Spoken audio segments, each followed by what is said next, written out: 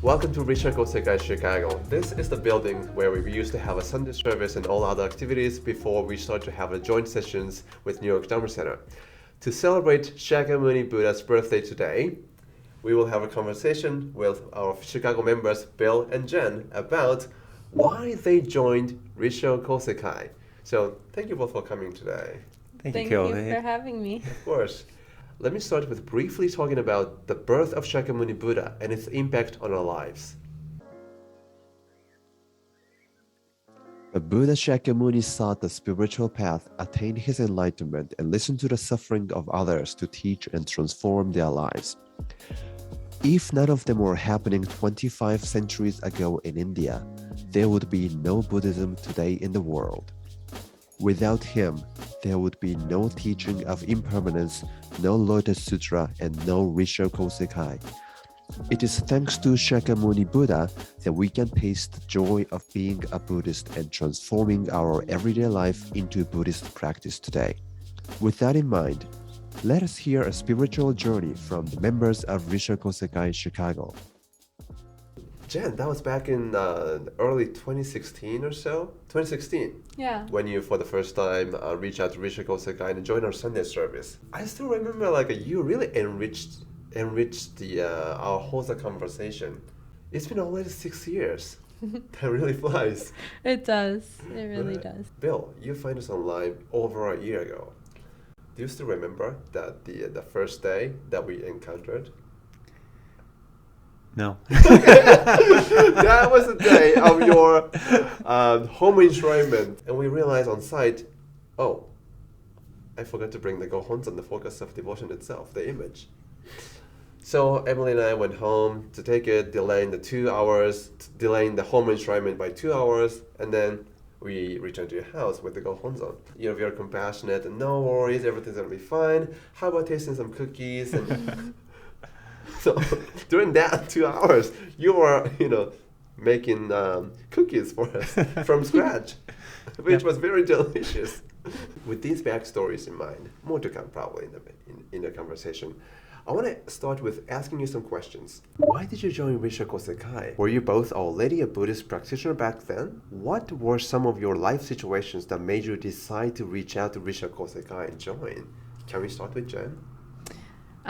Yeah, so in 2016, I had a lot of troubles in my life. My father had passed away suddenly in a motorcycle accident.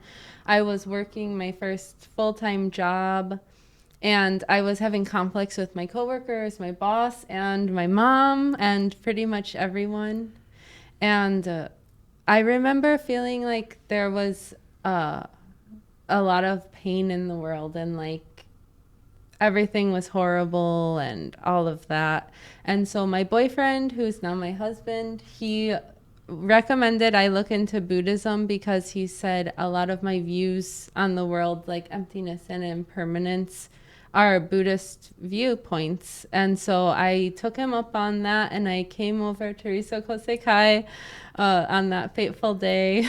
And I walked in, and instantly I felt at home here, and everybody was extremely compassionate and caring for me. Like you said, that first day, I instantly felt like I was back where I belonged or something. So, but I was not Buddhist before Risho Kosekai, and now I am. How about you, Bill? So I reached out to Risho Kosekai a little over a year ago. I've been practicing Buddhism on my own for about 18 years or so, and I just reached the point where I really wanted to find a community of other people who shared my viewpoints in the world, other Buddhists to discuss things with, to learn things from. So tell me more about your experience with Risho Kosekai. What is one moment of joy in your spiritual growth that you achieved between joining Risho Kosekai and today? Why did that particular spiritual achievement feel joyful to you? The top moment of spiritual joy I have is my daily recitation practice at home. I find having the altar as the center of my home, as well as chanting daily with the right intention, remembering the core teachings every day, that helps radiate all of the Buddhism through my entire life, because it's every single day, and at my altar I keep it nice and clean, and then the rest of my house is nice and clean, because it's like your clean altar, and then you look next to it, if it's dirty it looks weird.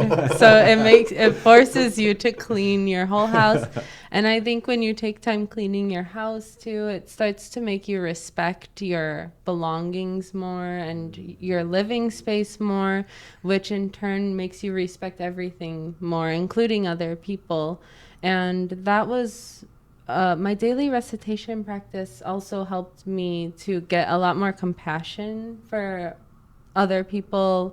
Like when I was having troubles at my job with my boss and my mom, when I first started to do daily practice, I noticed my troubles were getting smaller and smaller, and my joy was getting bigger and bigger. So I kept going, and that's been the biggest joy for me. Like with my mom, for example, we always had trouble growing up, butting heads a lot. And by practicing recitation and respecting my ancestors and where I come from, it made me respect my mom more. Even though I don't always agree with her, it just showed me that she's also a living person with feelings. Even if she weren't my mom, there's a certain degree of respect I should show her just as a person. And that's what reading and getting familiar by chanting has helped me do. So I'm very thankful to Risoko Seikai, like you know. I tell you all the time. I hear that all the time. But there is one moment too. Being back here in the Chicago building, I remember I was sitting doing chanting practice, and all of a sudden, like a burnt image into my eyes, I saw a Buddha standing with a sash, like right here. And it was really beautiful to witness that. And I remember when I was chanting, I started tearing up because I felt so grateful that I could experience such beauty just by being part of Risoko Seikai. I think it was during chapter 16. I wasn't expecting anything special to happen because it was just any other Sunday. And I didn't tell anyone about it, except maybe I told Jim, my husband. But I didn't tell anyone what I experienced because it seems kind of crazy or something. Like similar to the water cup going lower. Every day I would fill up my offering cup for water at the same point, slightly above the image on the cup. And I got so used to filling it to the same point, it was second nature. Every single day I fill it to the same point.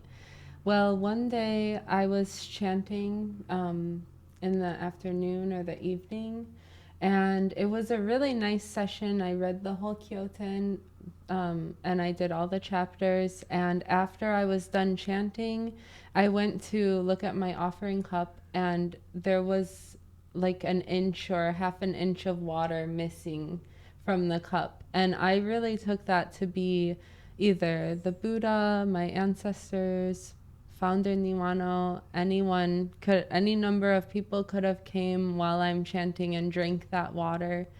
And I sincerely believe that I filled the water to the correct point and that it was lower when I was done. I sincerely believe that.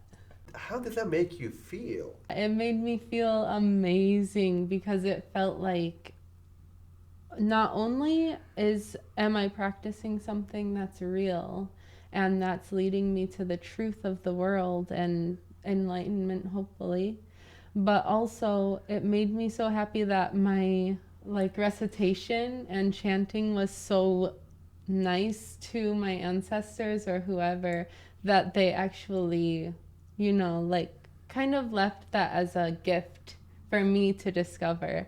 So it made me feel reassured that I'm on the right path, even though sometimes things are very challenging. little moments like that reassure me that practicing and hanging out with you guys and everybody, it's just all worth it, even through the hard times. In the history of Rishoku Sekai, especially the old narratives, like practice in the 80s and 70s, and even today as well, scientifically may be difficult to prove, think it's happening a lot, and it's leaving a lot of positive impacts on the practitioners and members of Rishoku Sekai's lives. You engage with the sutra recitation practice, and your sense becomes more keen, and your awareness is the level of awareness is deepened. So it's pretty much understandable. That's how some people are experiencing as well. Oh, that makes me feel better and less crazy. But why? Is a sounding crazy is something you don't like about yourself? Yeah. How about you, Bill? So you have a moment of joy in being a member of Rishoku Sekai? I look at myself now compared to where I was a year ago, and I really feel that I am more able to bring the philosophies to mind about Buddhism, about being respectful to other people, about being present in the moment, as opposed to letting my mind wander when I'm at work and not wanting to be there, or getting frustrated in traffic because someone's going too slow or someone else is going too fast. And so it's really just been a steady progress of getting more and more patient and in tune with the world today. Like, I like to use traffic as an example because it's something we all have to deal with on a regular basis. So some guy cutting me off, I just have to let up on the gas or hit my brake. That's not going to have any impact on the rest of my day. But if I let that bother me, that's making the mountain out of a molehill. Ah, I see. That makes sense. That makes sense. So the mission of Rishoku Sekai recently, Dr. Dominic Scriangelo, one of the international advisors of Rishoku Sekai, said is to transform our everyday life into Buddhist practice. That's a pretty nice definition. Yeah. I liked it. Yeah. Today is the ceremony for the Shakyamuni Buddha's birthday. In order to be a Buddha, you don't have to be born as someone special. Universal Buddhahood idea is expressed in the very beginning of Buddhism right there. His message was for everyone, and that's one of the things I really like about the teachings of the Buddha as well, is it's for everyone. And you mentioned how Buddha was born a man and he achieved enlightenment as a man. And I don't use man as gender, but just as a human being, which means that if he could do it, I can do it. You can do it. Jen can do it. You can do it. Right. That's the point. That's the point. Yeah. You don't have to be special to find peace and tranquility and enlightenment. Like, anyone can do it. Right. This is a conversation to celebrate Shakyamuni Buddha's birthday. Now we're going to enjoy the performance by our beloved member, Nathan Gomez. Take it away, Nathan.